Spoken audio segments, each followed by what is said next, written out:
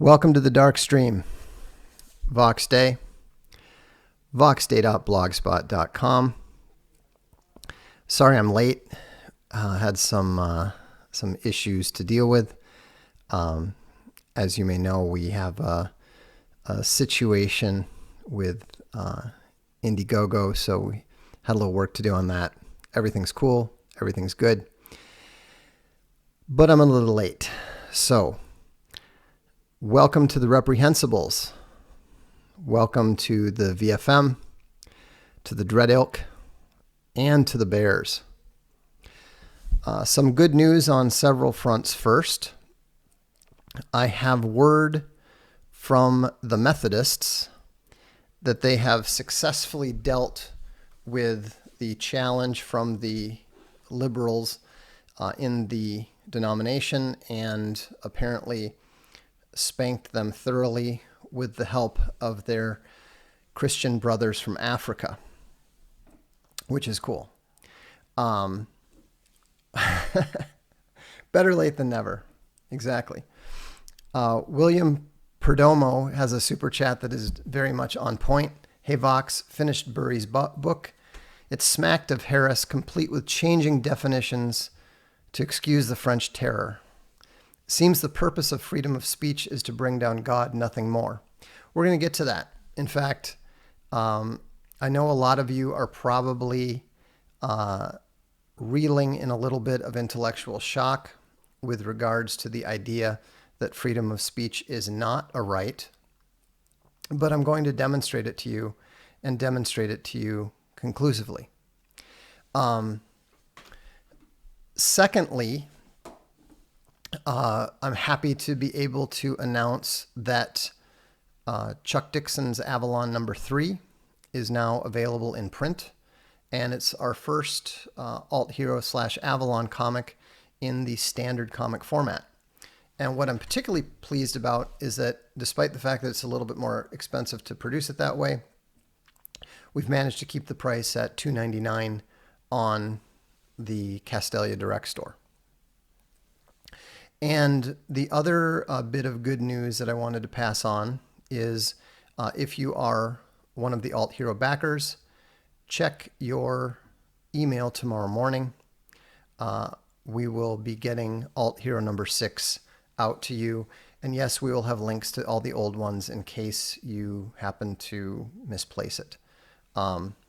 So that's what's going on. So now let's get down to freedom of speech and the right. Now I've got my phone here because I was rereading J.B. Burry today. And now I'm going to go ahead and mention right now that I know that after I get done demolishing Burry and the way that he characterizes free speech, some of you are going to be tempted to try to retreat to, well, that's not what Hobbes says. Well, that's not what Locke says. Well, that's not what Paine says. Well, that's not what Spinoza says. Please try to keep in mind that I have read all of them. I have read Rousseau. I have read Voltaire. I've read Diderot. I've read Hobbes. I've read Locke. I am familiar with all of those authors. I'm not going to say that I am familiar with every single argument that's been made on the subject. This is not my area the way that economics is, but I do know a lot about it. And I can say that intellectually speaking, J.B. Burry is somebody who I have more respect for than the average Enlightenment philosopher. If you look above my right shoulder, if you look up there, do you see those green books? There's a set of 1, 2, 3, 4, 5, 6, 7 or 8 green books up there. And that is one of my all-time favorite series, all-time favorite books. It's called the Cambridge Medieval History, and it's one of the great publishing accomplishments of man, and J.B. Burry was the editor. I have tremendous respect, admiration, and liking for the man and his accomplishments. I think more highly of J.B. Bury than I do of most intellectual figures, past or present. And I was exceedingly disappointed when I read his book, The History of Thought. And like the gentleman from the super chat, yeah, it was like reading Sam Harris from 1913. 1913 is when he published A History of the Freedom of Thought, and the Cambridge Medieval History series was, I believe, published from, I think, 1911 through 1927. So this is when the modern era was fully in effect, but there was still enough influence from the pre-moderns that they had a lot more accurate information. For example, the Encyclopedia Britannica that you see behind me, right behind me, that's the 1911 edition, and that's still considered to be the finest one. Okay? I'm going to get to the super chats after I talk about the history of the freedom of thought. See, you need to not say stupid things like this. Seek and Destroy says, I have to disagree. I should be able to say anything I want. You're a child, intellectually speaking, okay? It's very, very easy to demolish your argument. You say, why? Why? Oh, here we go. Our first ban. So let's talk about this now. I'm going to go through Bury's argument here, okay? So what I did is very much the same as the way that I addressed Henry Hazlitt's case for free trade. I went through the arguments that he made, and I simply noted the mistakes as they reveal themselves. And then once you see the actual mistakes, you realize that the case does not survive because the mistakes in the logical foundation render the argument false. So this is, and we're just going to talk about chapter 1 right now. A history of the freedom of thought and the forces against it. This is from the introduction.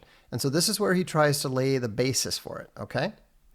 So he goes through and talks about how your thinking is by definition free.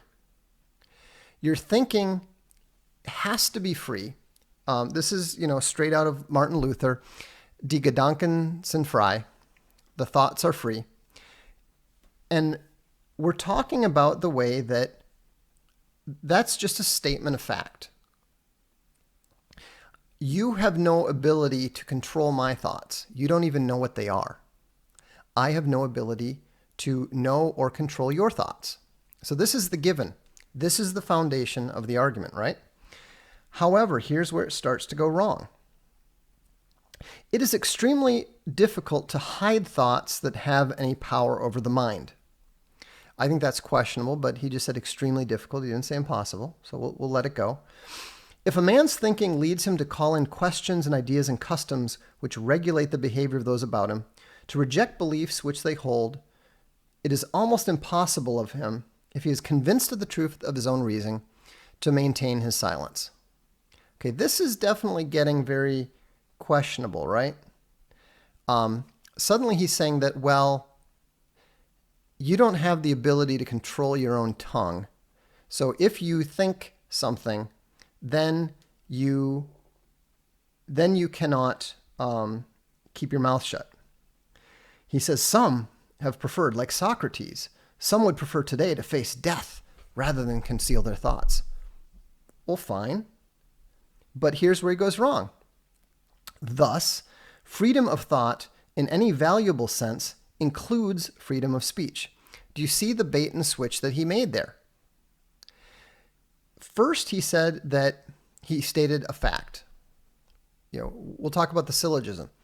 The first premise is that your thoughts cannot be controlled. Your thoughts are completely free. Nobody has any ability to do that. Okay, fine. The second premise is that it's difficult to hide thoughts that have any power over your mind.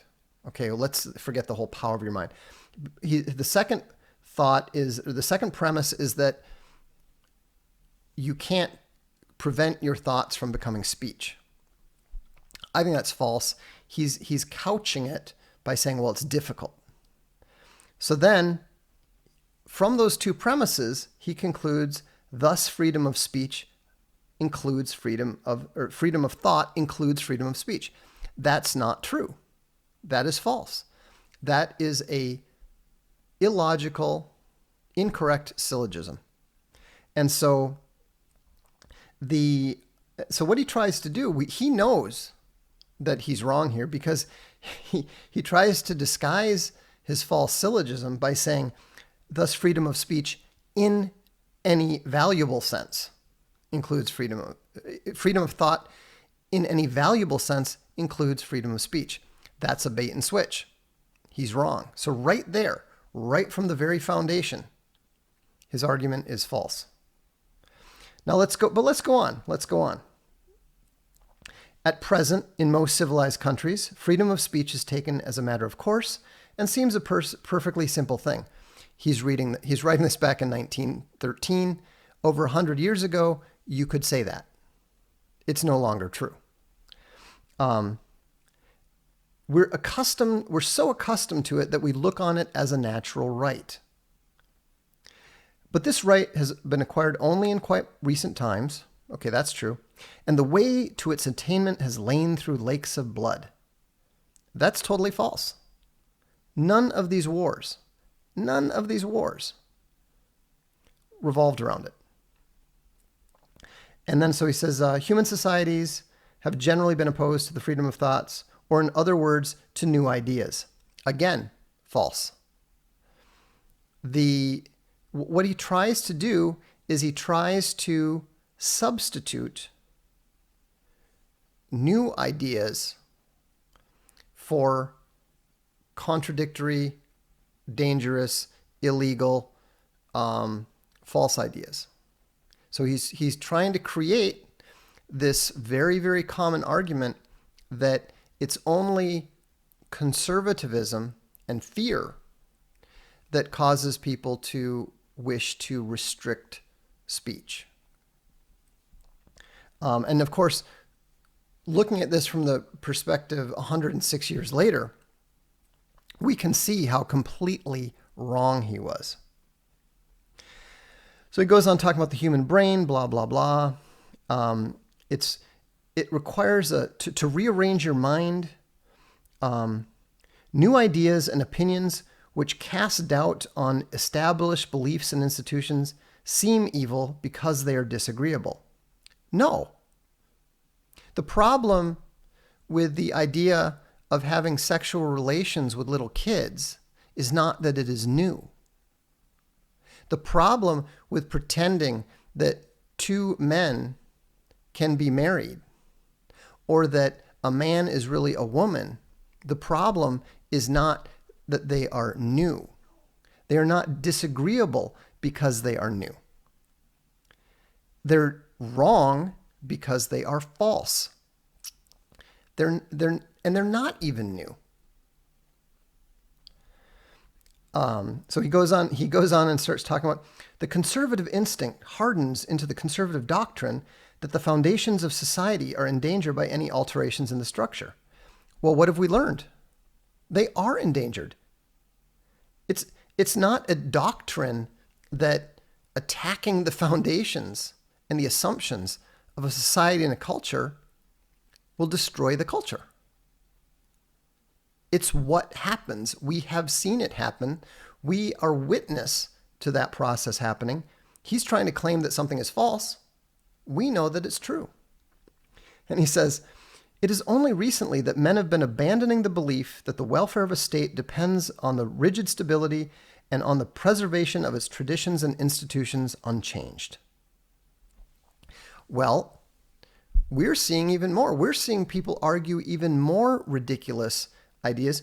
We're seeing people argue that you can completely change the people themselves, and the society will remain not merely unchanged, but improved. So they're taking some of Burry's concepts now and they're throwing them at us on steroids as they're destroying the society. He goes on and he even says, the psychological motives which produce a conservative spirit hostile to new ideas are reinforced by the active opposition of certain powerful sections of the community, such as a class, a caste, or a priesthood, whose interests are bound up with the maintenance of the established order and the ideas on which it rests. I mean, what's hilarious is that you can actually apply that to modern science and demonstrate that modern science is totally guilty of the sins that the Enlightenment thinkers were trying to apply to religion and to traditional society. Anyhow, he comes up with some different analogies and so forth. And he talks about how these psychological motives have continued to operate more or less throughout history, obstructing knowledge and progress. This is again false. What caused knowledge to, what caused the human race to lose knowledge after the fall of the Roman Empire? It wasn't hostility to new ideas. It was because new people came in and destroyed the link between the Eastern and Roman Empire, and then destroyed the Roman Empire itself. Society collapsed because of new people coming in, and then on top of it, the only thing that preserved knowledge at the time was the monasteries. So contrary to what he's saying, those hidebound traditions were all that preserved knowledge in the first place. Now, what's really interesting here is this is how old the degradation, the societal degradation of the left is. We still meet people who consider a new idea an annoyance and probably a danger. Of those to whom socialism is repugnant, how many are those who have never examined the arguments for and against it, but turn away in disgust simply because the notion disturbs their mental universe? He's arguing that socialism is good because it's new. 106 years later, we know that socialism is evil, dysfunctional, and doesn't work at all. And how many are there those who would refuse to consider any proposals for altering our imperfect matrimonial institutions? 1913, and this guy is arguing for socialism and gay marriage. That's how old this poisonous, evil line of thinking is. It's older than this. This is the Enlightenment. And the whole purpose of the Enlightenment, the whole purpose of freedom of speech, which we know is based on a false logical syllogism that relies upon the natural, material freedom of thought, is totally off base.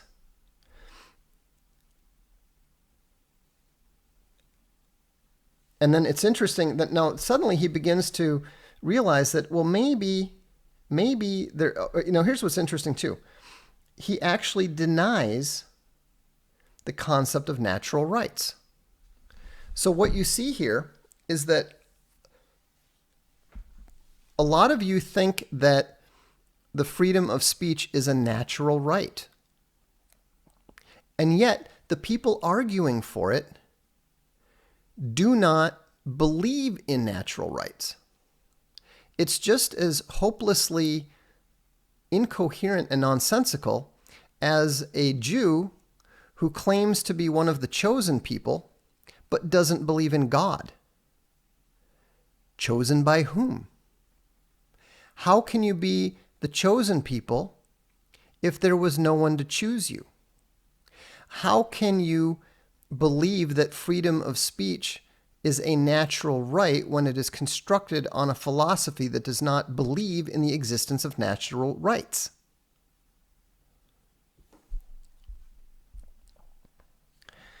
Now, what's interesting here is he suddenly realized, he says, if a man has any natural rights, he puts it in quotes, the right to preserve his life and reproduce his kind are certainly such. Yet human societies impose upon their members restrictions and exercise both of these rights. A starving man is prohibited from taking food that belongs to someone else. Promiscuous reproduction is restricted by various laws or customs. Now, it's admitted that society is justified in restricting those. If we concede that the expression of opinion is a right of the same kind, then you can't argue that it can't be restricted. Okay? So this is where he's admitting that even if freedom of speech is a natural right, it can still be restricted. There's still reason to restrict it. He actually says, it's impossible to contend that on this ground, the freedom of speech can claim immunity from interference or that society acts unjustly in regulating it. But the concession is too large. Here's his defense. What's his defense? This is funny. Whereas in the other cases, the limitations on preserving your life and reproducing your kind are restricted, restrictions on freedom of opinion affect only the comparatively small number who have any opinions, revolutionary or unconventional, to express. So what he's saying is, he's appealing to the elite. He's saying that, well, because only a few people have opinions, we can't restrict them at all. This makes no sense. This makes no sense whatsoever. And so, okay, we're going to get rid of this. I'm not meandering at all. You're a total moron. You're not smart enough to be on this channel if you think I'm meandering. And so, this is funny. Cody the Libertarian, I'm not convinced. Look, I'm going to remind you, I'm going to tell you my favorite thing to tell you. Try to remember, I'm a lot smarter than you are. The fact that you're not convinced at this point means you're stupid. You understand that. If you can't follow what I am making the case here. I am going over the case here by a leading intellectual of the early 20th century who was a rabid advocate of the freedom of speech, so much so that he wrote the history of it. And here we are methodically demolishing the entire argument for it. And you're going, I don't agree. You're irrelevant. There's nothing to disagree with here. Either the logic is correct and the statements are correct, or they are not. As Abelard the apostate put it, as Abelard the castrate put it, it is so or it is not so. Those are the only two alternatives here. And so, okay, guess what, Cody? You're gone. You don't have any freedom of speech here. You know why? Because it doesn't exist. It doesn't exist. There's no logical basis for it whatsoever.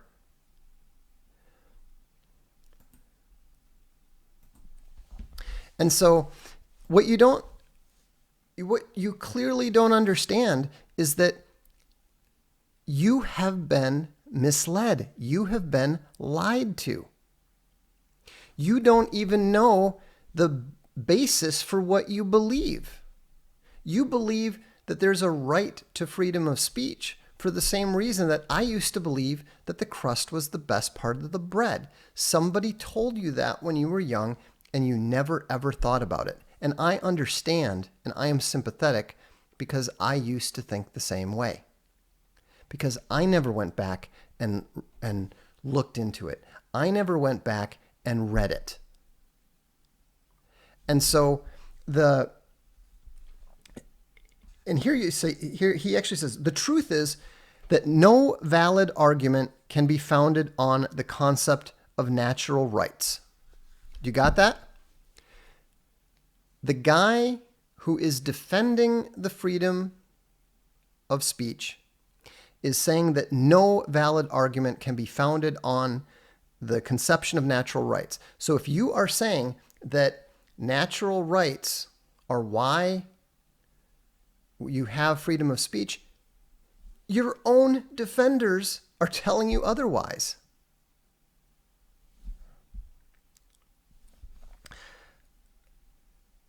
Now, what's interesting here, the true answer to this argument for limiting freedom of speech will appear in due course. It was far from obvious. He had to really think about it a long time. He's been thinking very, very deeply about it for a long time. A long time was needed to arrive at the conclusion that coercion of opinion is a mistake, and only a part of the world is yet convinced, even less now. That conclusion, so far as I can judge, was the most important ever reached by men. This is how hardcore he is on free speech. He is harder core on free speech than you guys are. None of you think it is the most important conclusion ever reached by man. How many of you believe that freedom of speech is the most important conclusion ever reached by man? I'm willing to bet almost none of you do. And so so then he goes on to deal with the whole authority. But this is where it gets really funny. This is where I start to crack up, because he talks about how accepting things on the basis of authority is not legitimate. But then he points out that the only way that facts are justified is facts which we can safely accept must be capable of demonstration or verification. So first he talks about how you can verify the fact that Paris is in France. You can verify that by going to France. Fine, okay. But then, I cannot convince myself in this way of the existence of Napoleon, but if I have doubts about it, a simple process of reasoning shows me that there are hosts of facts which are incompatible with his non-existence. I have no doubt that the Earth is some 93 millions of miles distant from the Sun, because all astronomers agree it has been demonstrated. So what's hilarious is that he's basically appealing to consensus of opinion. He's appealing to consensus of opinion to establish facts. Are you beginning to understand how thoroughly rotten this Enlightenment thinking is from an intellectual perspective? It is ridiculous. It is wrong. There is no basis for it. And so I'm going to leave the case at that for now. We've got other things we can address, and I want to take questions, and I want to address the super chats now. But first of all, the defenders of freedom of speech don't believe in natural rights. So therefore, speech cannot be a natural right. Secondly, free speech is not based on the freedom of thought, because freedom of thought is merely an observation. It's not a right. And we'll get more into this in a future Darkstream, but what is important to understand is the entire purpose of the freedom of speech is to subvert Christianity and subvert Western civilization, and it has largely done so.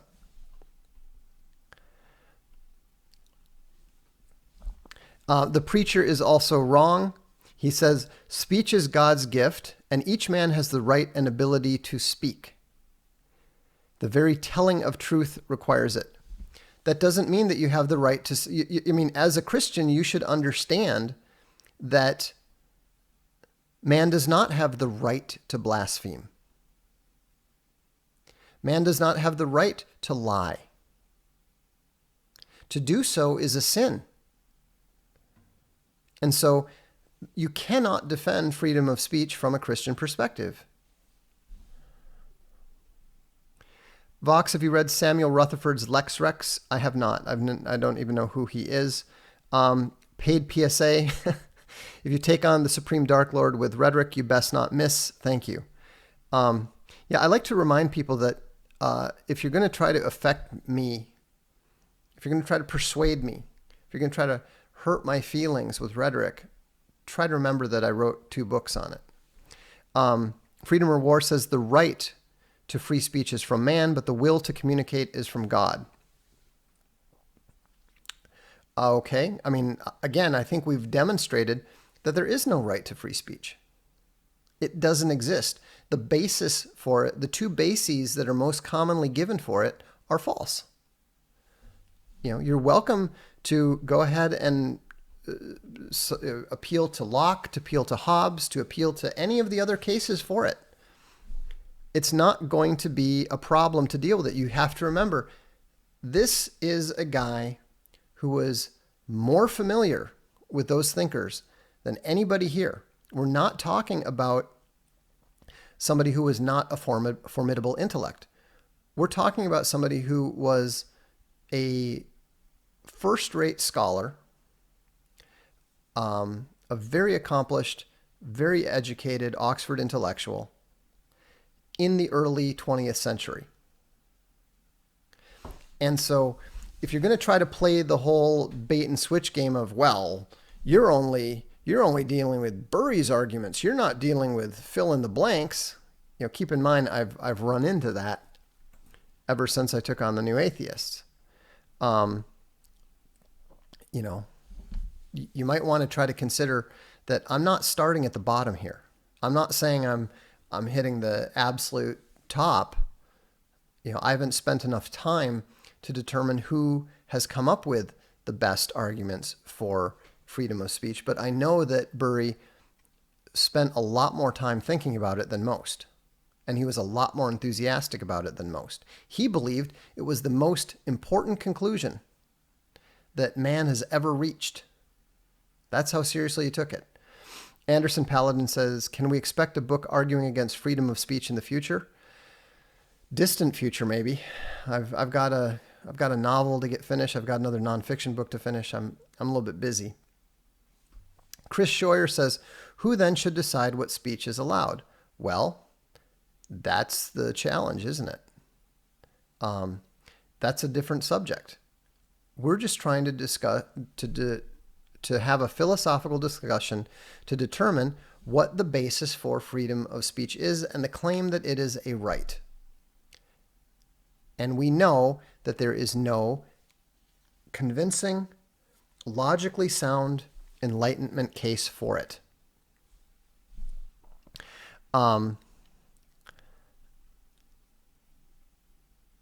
Let's see. Let me actually deal with the other super chats here. I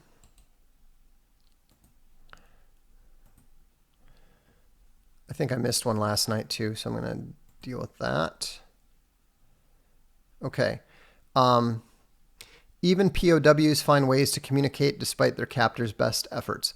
Yeah, there's going to be speech. Speech is going to take place, but we're not talking about speech taking place. We're talking about the idea that all speech should be permitted. David says, Heraclitus, the law, logos, men can't understand. That's true. It's actually been really interesting to see Owen talking about what movies have logos and which don't. Cave Bear Chris says, this philosophy is Petersonian, but better presented. I don't think it's quite as twisted as Peterson's. I think Peterson goes much, much deeper into the occult and into the darkness. Faizi said, thoughts on Greg Johnson's White Nationalist Manifesto and Countercurrent's back catalog being banned by Amazon today.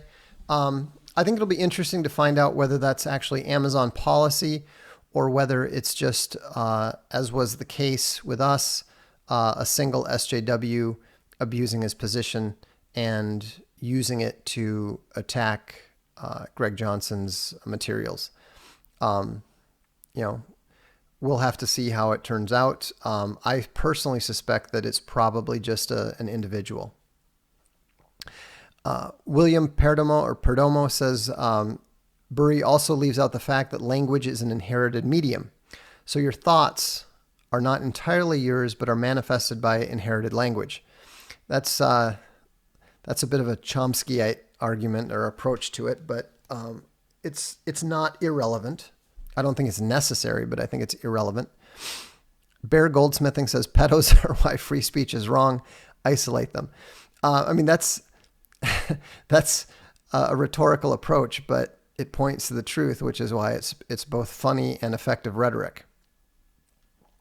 Drop Bear is very graciously says, thank you, Vox, for this Darkstream. I was introduced to you through Owen. I enjoyed learning from you. What you and Owen offer is unique. I am looking forward to what you both have coming down the track. He's from Australia. Speaking of Australia, we'll get to Jordan Peterson's response here in a little bit. His response to Milo and Milo's response to him.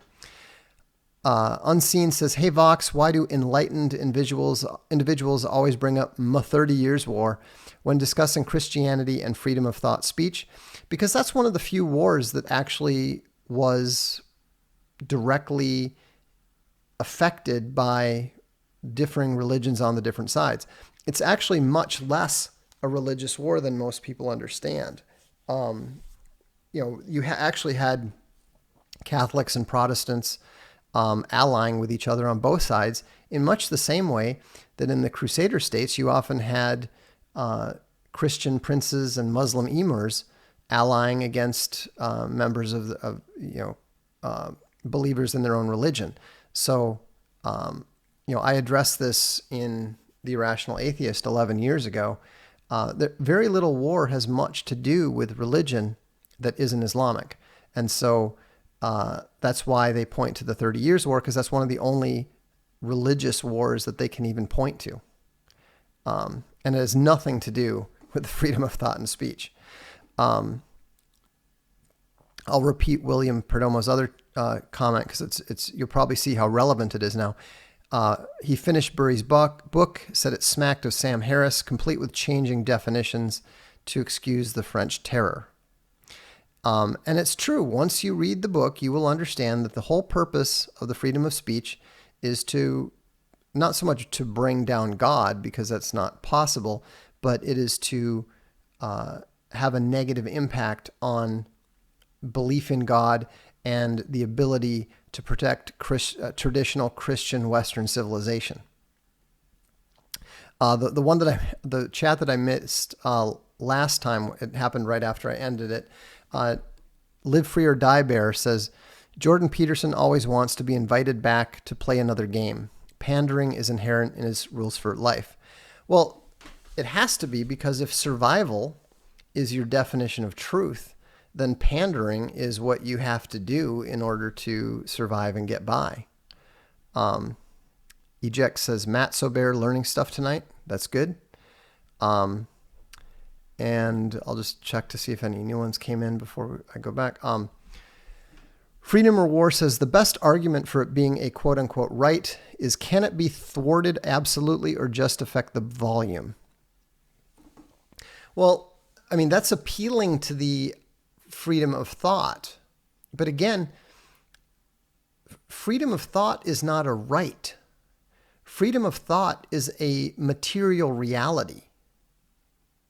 And it could hypothetically be overcome if we were able to develop telepathy, if we were able to develop machines that can actually read minds, in which case the Gedanken are no longer sin-frei, because now they can be heard and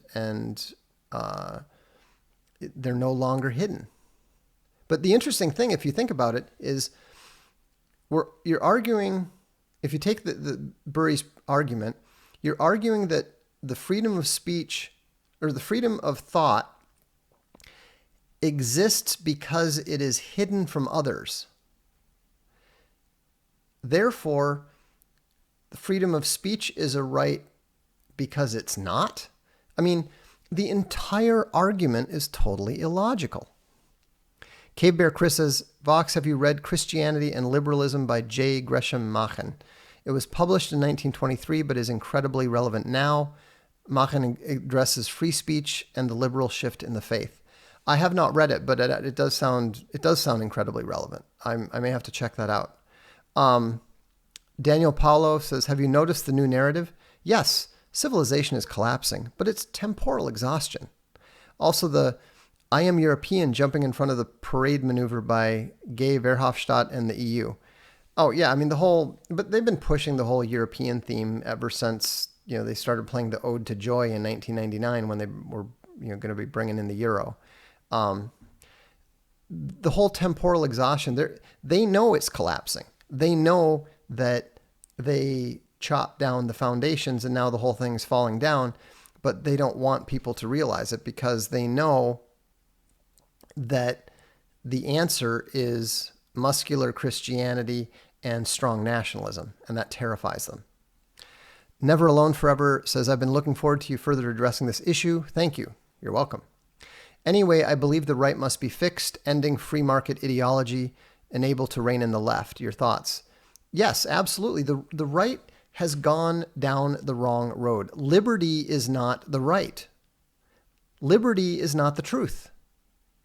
Freedom, and this is difficult for me, it took me a long time to get here as a libertarian, as an instinctive libertarian, and a long time small L libertarian.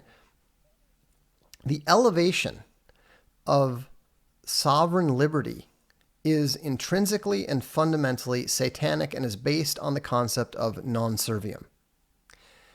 And that's why the battle between Plato and Aristotle, the battle between globalist and nationalist, ultimately comes down to the battle between the satanic and the Christian. It comes down to the willingness to either bend the knee and confess with your tongue that Jesus is Lord, or declare non serviam, I will be as God. All of these issues ultimately boil down to that fundamental choice. Baron von Metzgerstein says, I think the best you could argue for free speech is that because government is corruptible, it's better to limit its ability to censor than to let it censor willy-nilly.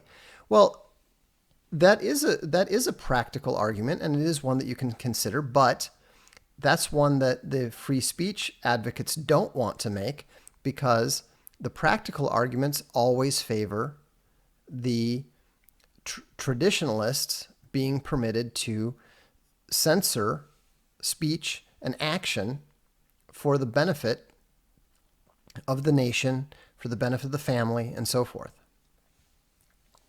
M. Anthony Dunn asks, was Burry a fellow of the Royal Society or a Fabian? Would explain a lot. Both groups have promoted everything that's wrong with society for 100 plus years. I don't know. Look it up on Infogalactic. I would expect that he was a fellow of the Royal Society. I don't think he was a Fabian, but I could be wrong. Muffhead says, your work is improving my life. Thank you. You're welcome. I'm glad to hear it. The fact that you guys actually show up and subscribe and support the channel improves my life. So it works both ways. Win-win. Brendan Harnett says, Peterson's final play against nationalism and the unauthorized right before he loses all his clout will be martyrdom. A.J. Smollett type event, possibly. I'm dubious about that. I think that I think he's more likely to retire or something and try to write a book or whatever. Al Rafai says, hey Vox, interesting topic today. Did the founding fathers intend for the use of freedom of speech to subvert Christianity? No, they did not. Or was it something they could never have predicted or intended? It was something that they didn't predict or intend. Now, some of them, Thomas Paine, would have seen it that way, but most of them did not. Now, there are Christian advocates of a concept of freedom of speech that is not what the Enlightenment would understand it. They see the Enlightenment concept of freedom of speech as being a perversion of the, I think it was like William Marshall or somebody, his concept of freedom of speech to speak the truth. But frankly, I think that I don't buy into that concept at all. Fallible government can put you in jail for life, but not censor speech. Seems legit. That's an interesting practical way to go about rhetorically dismantling the concept. Cassius Andronicus says, Satan wouldn't allow the Holy Spirit to speak through us if he had the choice, but he loves to hear his lies spread through us. It's not about rights. It's about a war between the dark and the light. That's absolutely true. Like I said, that's what it comes down to. It starts off with the whole Aristotle versus Plato, but eventually it boils down to non serviam versus Jesus Christ is Lord. PS says, Army vet few years out. The rot is deep. I believe the U.S. is going to have another Task Force Smith type disaster. I agree. I agree with him. Thought a lot about what the reaction at home will be when the illusion is shattered. Hope to hear you address. I think that is a much more important topic that we need to devote a entire stream to in and of itself, maybe in a Voxiversity at some point in time. Would you debate Kurt Doolittle live? No, I don't know who Kurt Doolittle is. And frankly, after my recent debates, I don't have much interest in, especially not verbal debates. I prefer written debates because it gives your opponents a lot less room to try to maneuver and utilize rhetoric. Hano Hano says, can one not believe rights, e.g. right to bear arms and also serve God? Of course you can. I'm a Christian and I've never seen an inherent contradiction. The right to bear arms is intrinsic in the right to self-defense. Again, that is a practical right. It's not even, you can say that it's a natural right if you believe in natural rights. You can say that it, but it's mostly like the freedom of thought. It's mostly a statement, an observation. You literally have the right and ability to defend yourself because you are alive. And so, but the right to bear arms is an American right in the Constitution. So that's, it doesn't have any applicability to anywhere else. That's really, in the end, a legal or political right. So, anyhow, I don't know why people are talking about people like people that I don't know, haven't read, and in whom I have no interest. Let's see. Are you open to miscegenation sodomy laws? Yes, of course. Any culture has the right to pass laws. There is no natural right to sodomy. Greenland Shark says, I'm very curious, Vox, did you do policy debate or LD? I think that must be Stanford debate something. No, I didn't. I've never done any of that kind of stuff. I did one speech competition that I had to take as part of my, maybe I did was there a course called debate? I think I actually did have a class called debate, but we didn't really debate anything. No, it's just called speech. And I did compete in one competition, which I won with a speech on gun control, or opposing gun control. The preacher says, Vox, I appreciate your thoughts. I think the concept of freedom of speech adopted by the Enlightenment is an example of the devil's method of bastardizing something good. I agree. There is the freedom of thought. There is the freedom of conscience. Why? Because we have consciences. We have brains. So therefore we think. Nobody can interfere with how we think. They can try, but they can't, because our thoughts are hidden. Freedom of speech we do not have, because it is not a, if you cannot base the freedom of speech on the freedom of thoughts, that argument doesn't work. It's false logic. It's incorrect logic. Al from Bayshore says, is the culture war a conflict between British liberal democratic political philosophy and the German school of philosophy built off Kant's noumena? No, I don't think so. I think that it is fundamentally based on it's based on Western civilization and its enemies. And so you have Jews want to get rid of Western civilization because they hate Christianity. You've got others who want to get rid of Western civilization because they hate the European nations. You've got others who want to get rid of it because the Greco-Roman legal and philosophical tradition limits their ability to behave how they want.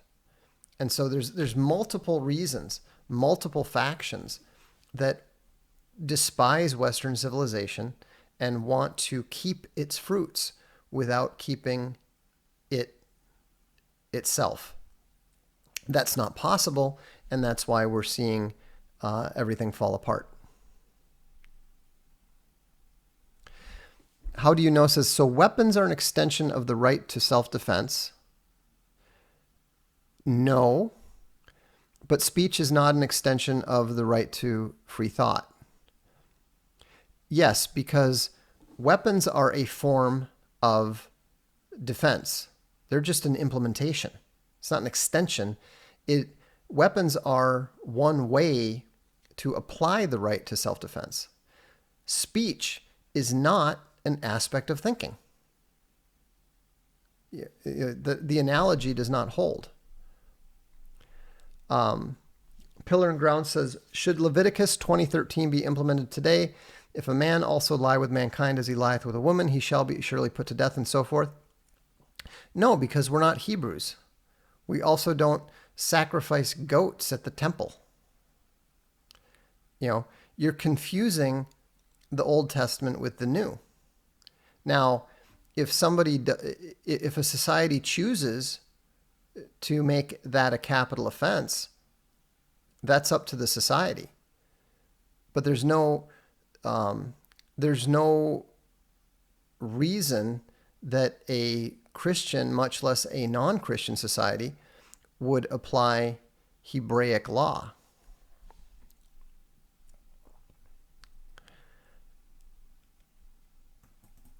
Protagoras, of all things the measure is man, of the things that they are, and of the things that are not, that they are not.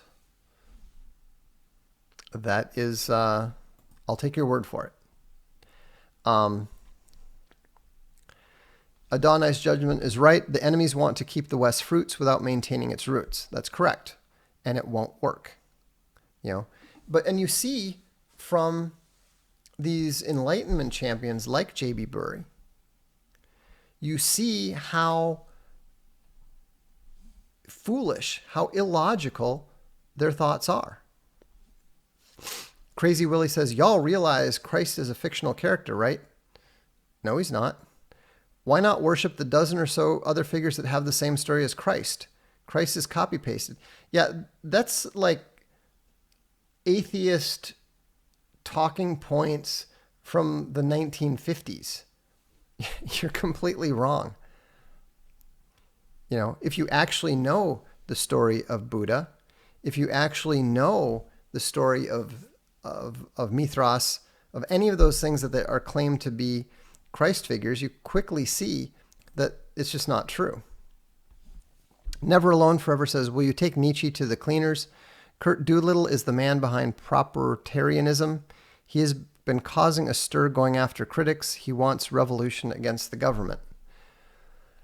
Well, I don't want to take Nietzsche to the cleaners because that would make me have to read more Nietzsche.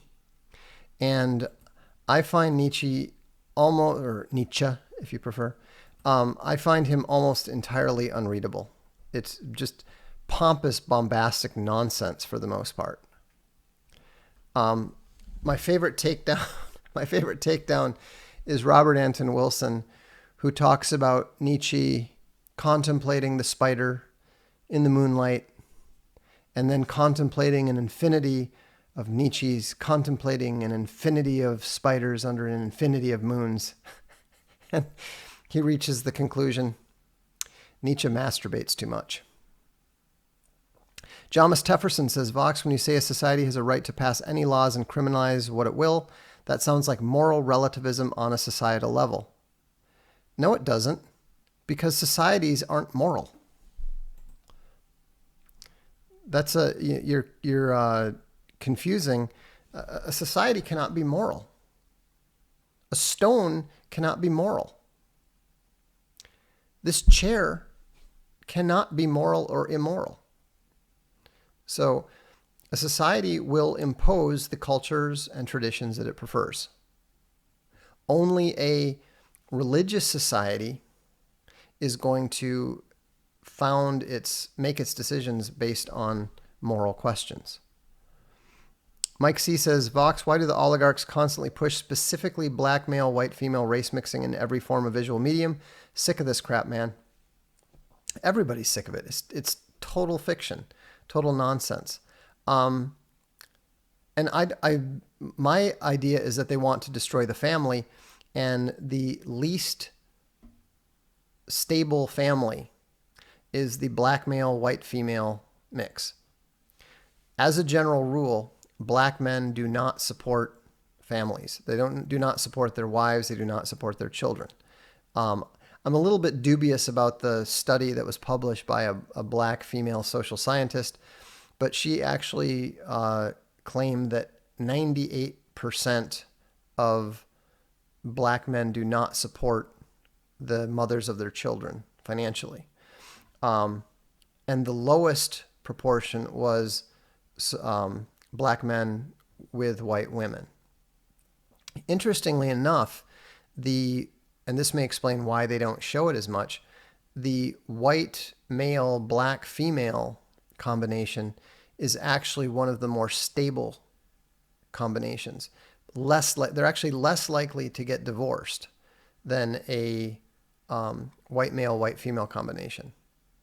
So it's not just about race mixing. That's what's interesting. If you think about it, it's about the destruction of the family, the destruction of the family unit, which of course makes sense. Is racism hate bad? No. I don't think that racism is a modern construct. So it's not even relevant to morality. Hate, it depends on who and why. Hate can be bad, and yet we're told that God hates the wicked and that Christians are to hate the wicked. So, the idea that bigotry is the evil of all evils is totally false.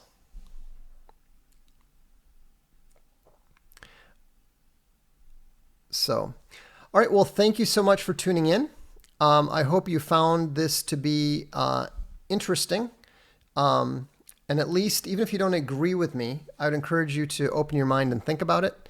And I would also encourage you to read A History of the Freedom of Thought by J.F. Burry. JT says, could you recommend a book for someone feeling the pull of Christianity, and also why are you called Dark Lord? Thank you. I would recommend Mere Christianity by C.S. Lewis. I would also recommend Letters from a Skeptic by Dr. Greg Boyd. I'm called Dark Lord because of the Sad Puppies and Rabid Puppies and Hugo Award campaign back in the day. So thanks for tuning in. Remember, freedom of speech is not a right. This is the Darkstream. I'm Vox Day.